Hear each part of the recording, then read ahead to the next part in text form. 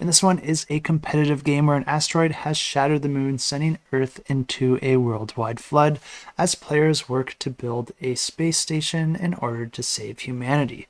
Players are going to be playing this game as different heroes with their own unique special abilities, but then on a turn, players are going to be using worker placement to perform various actions. The interesting thing here is that there are a bunch of different action locations out on the board, but some of these will actually become unusable at certain points in the game as certain events happen and the world begins to flood, essentially making those locations no longer accessible.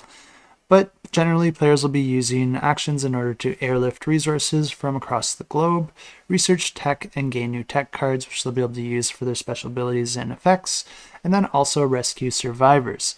This is a really important aspect of the game because anytime that you're rescuing survivors, you're going to be adding them to the side of your board. But the side of your board also corresponds to the current flood levels of the world, and you always need to keep your survivors above that flood level. Once they reach the top of your board, they're essentially ready to get to the space station. And once you complete your space station, you'll be able to cash in the victory points for rescuing those people. The game continues like this over a series of rounds with players using their workers to perform various actions. And then, of course, the player with the most victory points at the end of the game wins the game. And if you are interested in this one, I do have it linked in the description below.